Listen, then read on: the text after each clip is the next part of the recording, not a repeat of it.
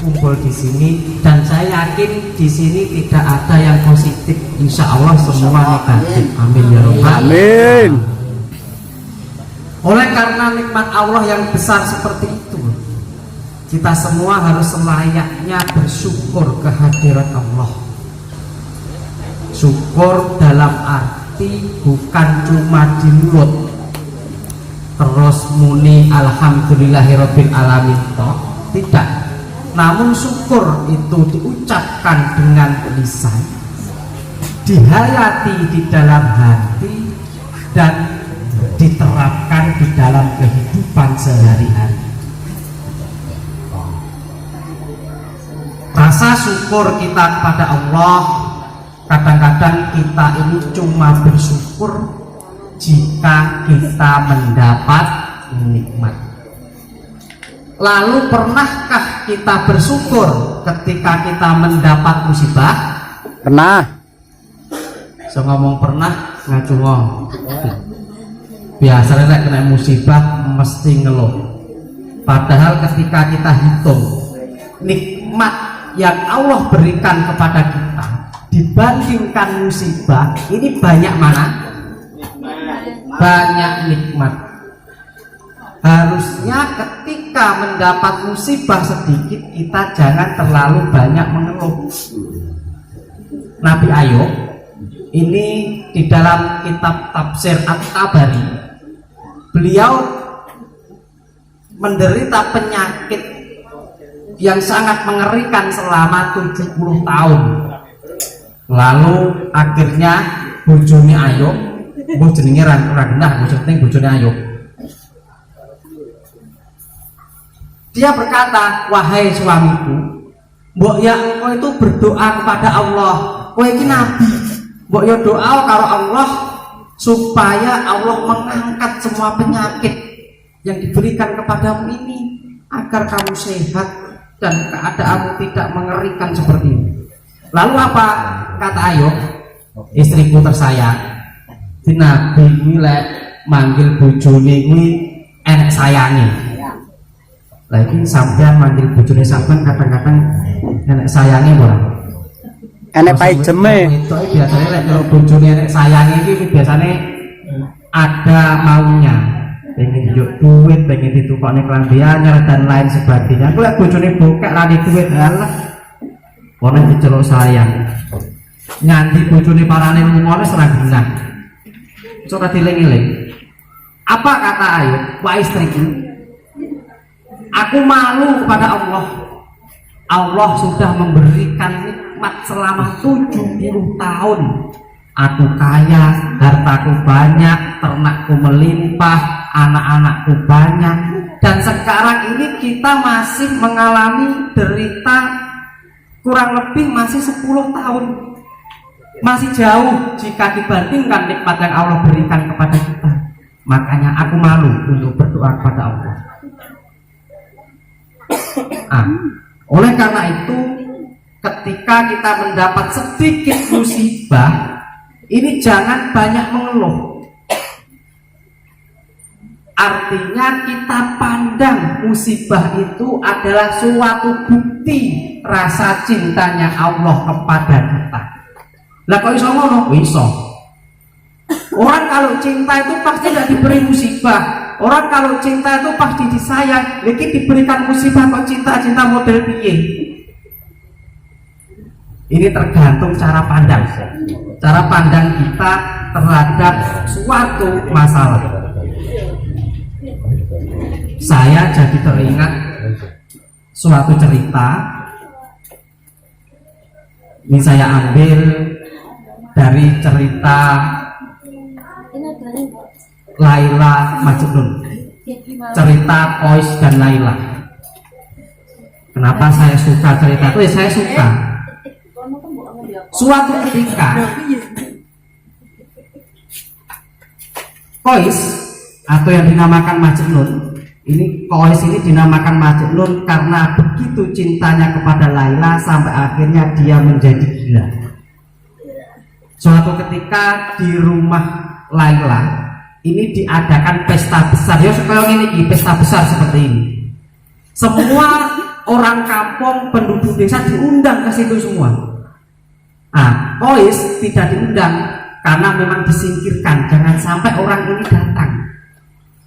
Akhirnya Kois ini secara diam-diam ikut mendatangi undangan tersebut. Kois akhirnya ikut antri.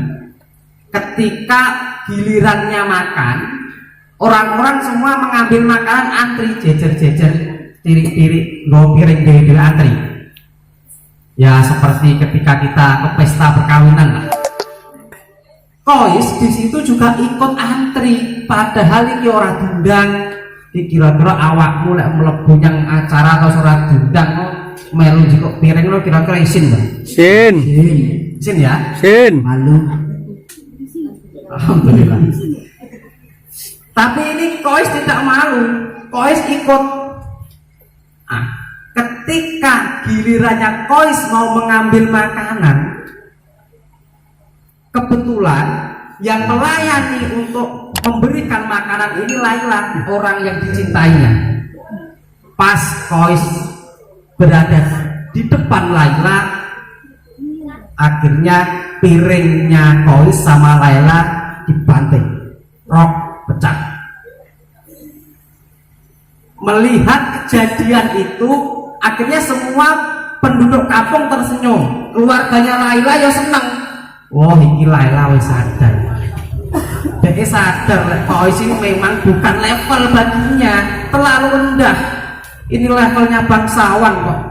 Mosok mendapat pasangan-pasangan orang biasa enggak level ini.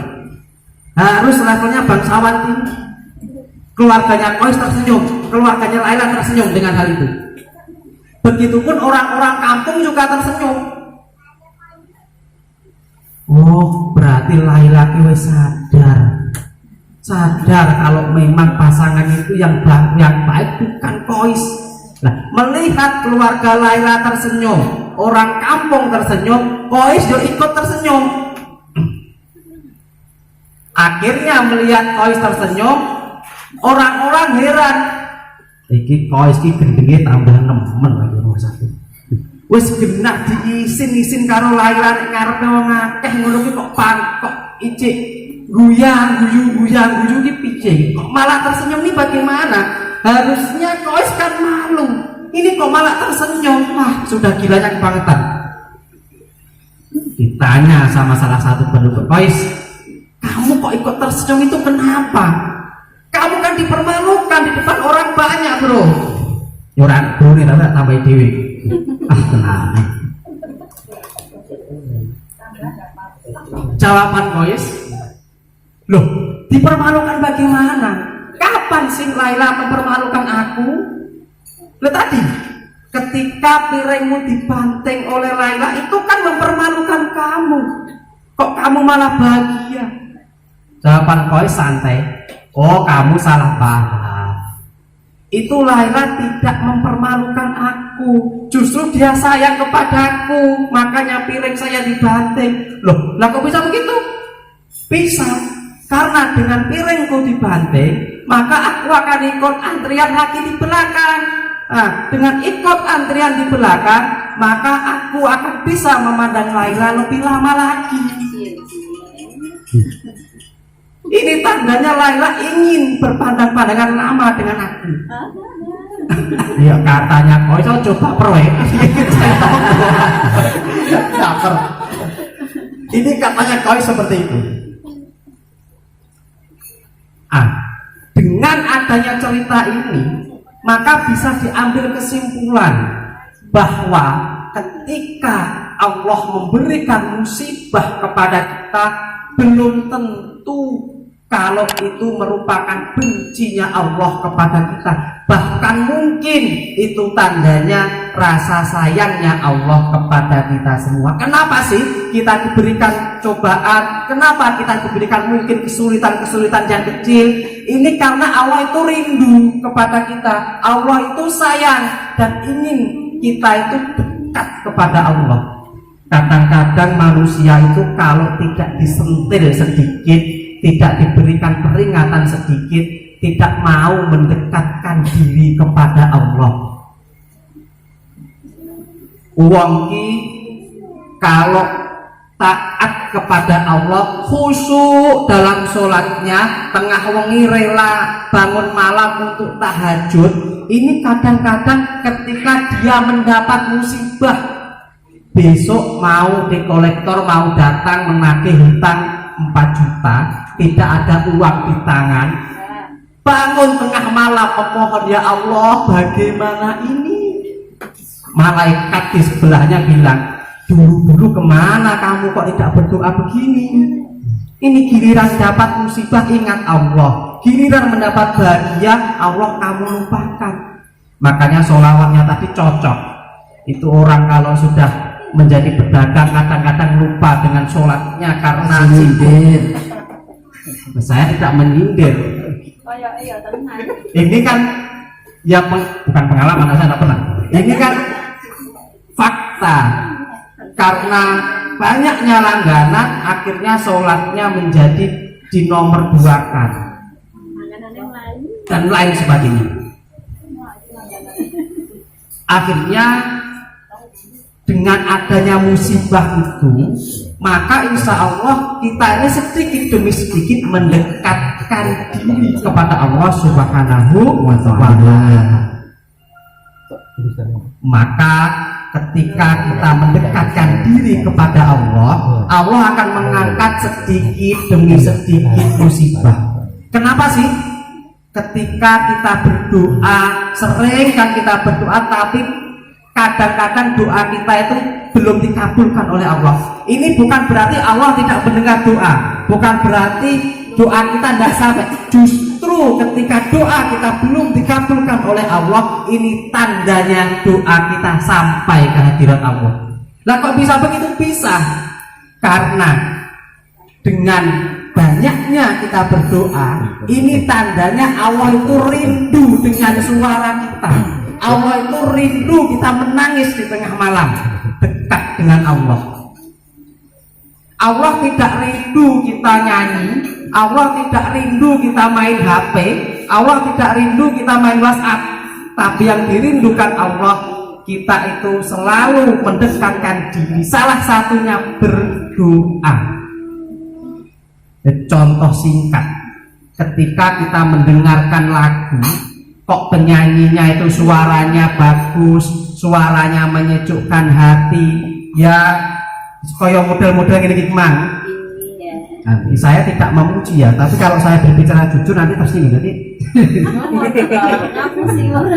Ini kan memuji, membahagiakan orang itu kan pahala. Ketika suaranya bagus, insya Allah kita akan berlama-lama mendengarkan. Tapi ketika suaranya jelek, ya contohnya kayak saya akui suara saya jelek. Makanya biasanya ini jamaah yang sing ngantuk, aku ya saya menyadari. Cuman hati saya baik, Kalau suaranya jelek, pasti HP langsung dimatikan atau pindah channel dengan lagu yang suaranya bagus. Allah juga begitu. Allah itu ingin kita berlama-lama berdoa karena Allah ingin mendengarkan keluh kesah kita. Oleh karena itu, walaupun doa kita mungkin belum dikabulkan oleh Allah, ini adalah cara terbaik bagi Allah untuk membuat Allah mendekat kepada kita semua. Cara pandang kita terhadap musibah itu menentukan langkah kita selanjutnya. Boleh jadi sesuatu yang mungkin kita benci itu lebih baik bagi kita. Boleh jadi sesuatu yang kita inginkan, kita sukai, itu menjadi sesuatu yang buruk bagi kita semua. Karena itu ketika kita mendapatkan nikmat, maka harus selalu bersyukur bahwa Allah sayang kepada kita. Nah, ketika sewaktu-waktu kita mendapatkan musibah, maka kita juga harus ya ada sedikit rasa syukur. Syukur untuk apa? Bahwa Allah rindu kepada kita. Nanti jangan sampai ada pikiran ya, loh katanya kalau orang bersyukur itu ditambah. Nah berarti kalau musibah saya syukuri berarti musibahku ditambah dong. Enggak seperti itu. Ketika kita mensyukuri musibah, maka Allah akan menambah nikmat. bukan ditambah musibah. Ayatnya kan begitu, la in syakartum la azidanakum wa la in kafartum in adabi lasyadid. Yang ditambah itu nikmat, bukan musibahnya. Kira saya selawatnya apa ya? Ya kalau memang dikasih kesempatan. Oke. Saya berikan giliran untuk sholawat. Mari kita mendengarkan suara-suara emas dari New Musik Arum Budoyo. Silakan. Ya, untuk menghibur sebentar, Bapak Ibu saya persilahkan untuk istilahnya mendengarkan dan sekaligus merhati apa yang ada di sana. Sesuai dengan tema sholawat, maka dari itu untuk vokalis, ya kita lantunkan sebuah lagu Ayo Sholawat dengan versi